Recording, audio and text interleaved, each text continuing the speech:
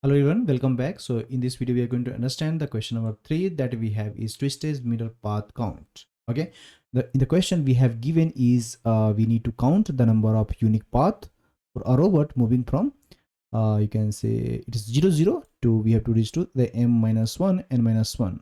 Okay, means we can say the top left corner, right? We have to go and we have to reach to the m minus 1 n minus 1. Okay, means the bottom right corner, you know, the let me tell you how. So can we write a grid, we can say. Let's suppose this is a m cross n matrix, we can say.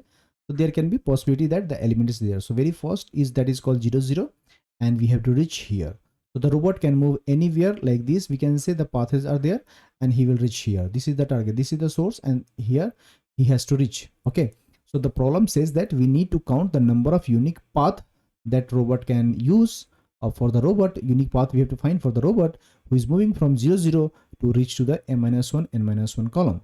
So the robot can move either in the right or in the down, because if he start he will can go the right side or he can go for the down side. So only the two moves he have. But if he tries to move into a mirror, so if it is saying if the grid contains ij is 0 0 and ij is 1, that represents a mirror, and 0 represents the empty cells, we can say empty cells and some mirror. So if it tries to move into a mirror, let's suppose call 1, right, because it is given 1. So if it is 1 means it is a mirror.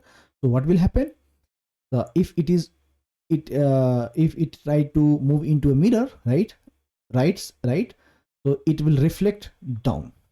Okay, and because it try to goes to below the mirror. Okay, when it is going down and if he will find the mirror, it will reflect it to the right, like that we can say.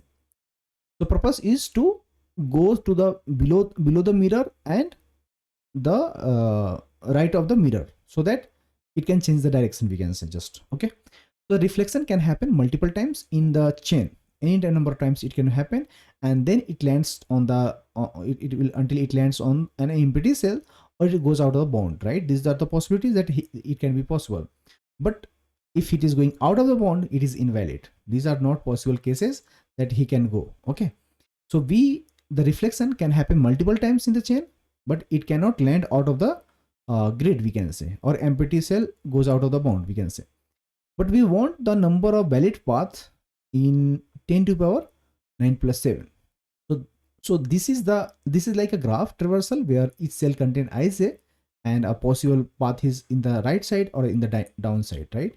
If there's something neighbors having the reflection like that, we can say that. Okay, so very first try to understand the intuition here. Okay, so let's understand intuition. So intuition is, let's suppose we know we are going to do index encoding, because if we, instead of using the I and j, right, I and j, this is our cell value, we can say. So we have to encode into its we can say id. Id is what? Let's suppose we can say I into n plus j. Okay, we'll understand later. Then we'll take another thing. Very first we'll do this one, then we'll do, if we'll find the get I and j, and there will be a direction, right? So purpose is, if the direction, let's suppose for first let's understand from the direction. I and j we know, direction we'll understand. If the direction is either it is 0 or it can be 1. If it is direction gives you 0, it means it's coming from the left, right, and moving to the right side, and it tries to step into ij, we can say. Okay, but when it is 1 means it's coming from the top and we are going to move down, right, and it tries to give your in a step I and j. Okay, if it is empty cells, it return the index. Okay, that's fine.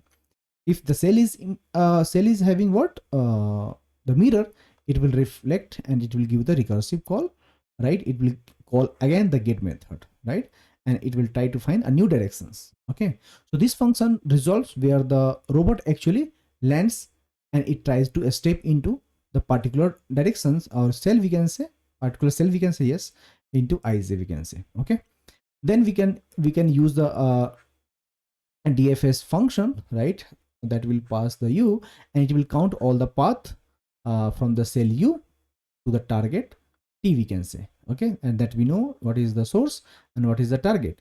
And the base case, what we should take, if the target we reach, will return 1, right? If the target, if it is on the target, will return 1, will not do anything. And in the base case that is happening, it means we are already on the target. Otherwise, in the case, we will say we'll try to move into the either in the right side or in the downside, and we'll try to use to get the get rid of the resolve of the, you can say, reflection, we can say, and we'll try to use the memoization in the DP, so we'll have the better complexity, right? We can say. Okay, so that's all I have. Let's understand the code. Okay, so very first, what you should do, think this is what we have given, right? The grid we have given, and these things we required. So we'll define first, as you can see here, right? We have to take the modulus. For that, we'll take the modulo. Otherwise, we'll find the rows, target cell, and this is what we have grid. So we'll take a global value of grid because we have multiple methods where we have to iterate over it. Then we'll take the reflection from the right, reflection from the down, right? So this is used for the reflection, right? Resolutions we will use the memo. So when we entering cell from the moving from the right side and moving in the right down, then we'll use this reflection solution, right? Let's understand the unique path that we will going to use. This is what we will do initially to find the value, initialize the value, and we'll initialize the everything.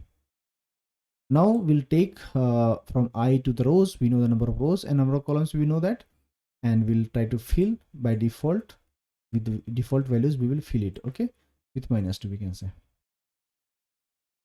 Then for each path we have to initialize and we'll fill with the -1, and we'll do the DFS. This method will do everything that we need. Okay, other than this, we have to do the resolve landing cells, right? And other than this, we will use the DFS method, right? So DFS method, what we need to do, very first we'll try to find the if it is already, it's not equal to -1, means we'll use in the long, because we need in the long, right? So we'll return it. If it is already on the target, this is the base condition, we'll return the value. Okay, other than, we have to find the row and column like this, and the total path, where we need to find the right neighbor, and if right neighbor is not equal to -1, we have already find, means we'll take the total path. Okay, we'll update our total path. Similarly, we will find the down neighbor, right, and we'll use this method again, and we'll pass right row +1 column, like this. We'll find, means total possibility we'll use. If the right neighbor we will use, so we'll increase the column +1. If we are going to the down to the neighbor from the current cell, we'll do row +1, means we are going down, like that will pass. If it will pass the 0, because we know that what is the direction there, either direction is 0 or direction is 1, as I told you, right? So this is a function as a call, we can say. We'll use the function. Let's suppose I call the get I and j, so it will take I and j, and this is nothing but our direction. Similarly, we have I, and this is j, and this is our directions, right? So if 0 means the direction is 0, means it's coming from left, right? It's moving to the right. It tries to step into ij, we can say that. Okay, similarly, we'll find everything. You will find the total path, and you will get the total path. And this is what we have the resolve method. Okay, we can say the get method, where we pass ij like this, and all the boundaries, if it is try to go out of the bound, will return -1. Other than, we have if direction is 0 and if direction is 1. In both cases, we have to find it. Okay, so that's all I have in this video, guys. Let me know in the comment section that you understood or not. I'll see you in the next one.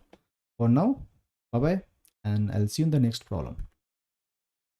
Okay, I'll try to put this code into the comment box. Please get it from there and try to debug it so you'll understand clearly. Until that, bye bye.